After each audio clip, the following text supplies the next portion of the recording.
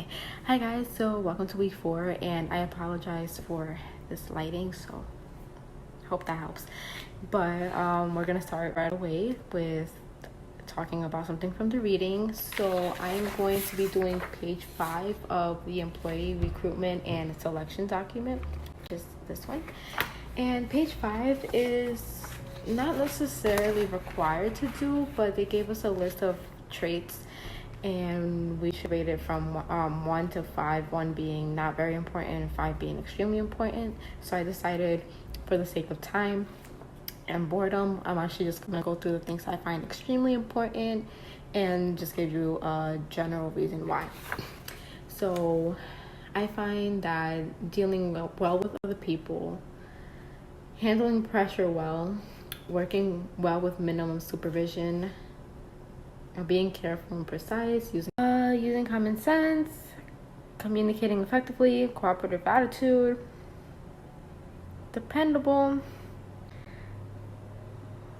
flexible, loyal, organized, patient, planning ability, pleasant, problem solving ability, punctual, team player, and thorough are like all the extremely important. And in general, these are all traits I believe are universal to every job, meaning that no matter what job you have, you should have these traits because they're the best base or foundation for being a great employee. So going to the second question, they're asking if we've ever experienced any false advertisement with like jobs, and I have, but I don't know if I can say false advertisement, but it was definitely a scam. So Upwork is an application used for freelancers to find short-term jobs compared to finding part-time versus full-time jobs. These jobs can last less than a year, I believe, maximum, but usually sometimes it could be like just for a week or a month or so, depending on the task. So I applied to do some editing for someone that needed it. It was like to edit a document. And before I even get to the story, I just want to say that Upwork does have security features. So you put the employer puts the contract through Upwork, the application. You agree to the contract through the application. You communicate with the person through the application, and they even advise to not talk to the person if they're saying, oh, you have to exit the application. But this is something I found out after.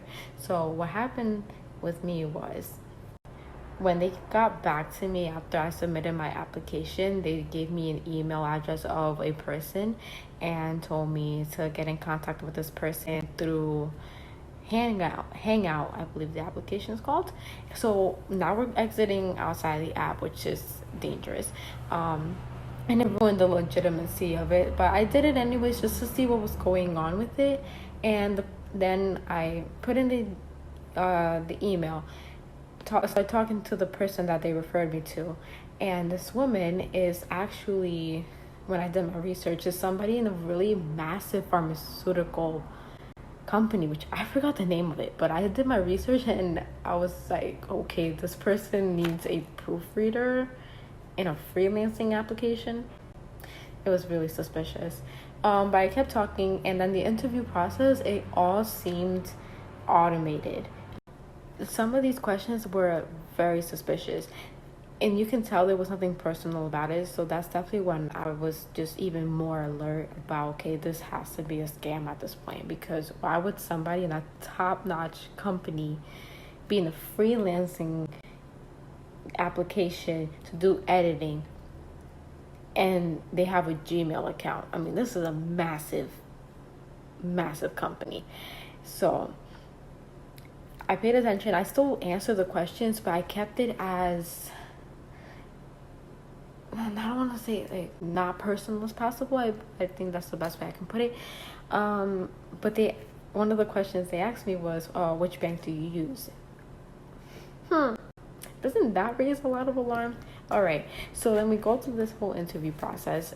Again, everything, like all her responses were automated. So after the interview, she tells me, okay, wait a few minutes to see if you qualify, blah, blah. And I don't know how much time passed, but it was certainly less than a half hour. And then I get another message saying, yeah, okay, so now send your information to this email.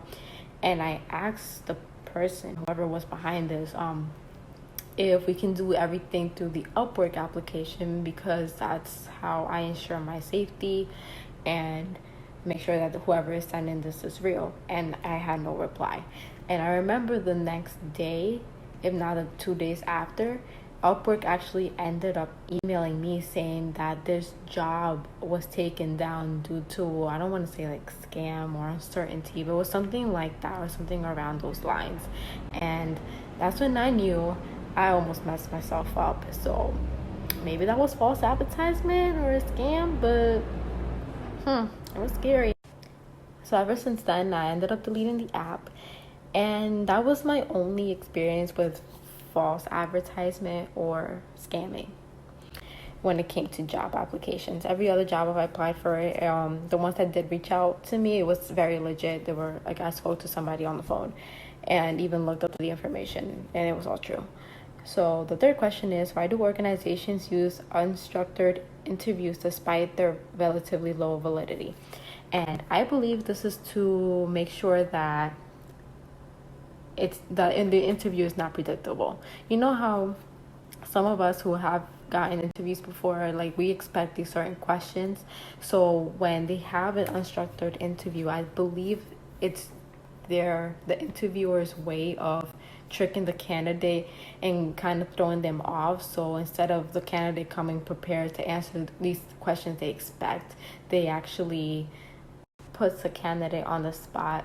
So I believe in a way the interviewer is getting a more natural response instead of something that was already scripted. But at the same time, the candidate is most likely already nervous. So when they're put in on the spot, it can actually end up messing them up a little bit. But they probably have a reason for doing it. That's not what I described. And I think that's it. So I really do hope everybody enjoys the rest of September, the rest of the beautiful weather we've been having, and see you guys next week.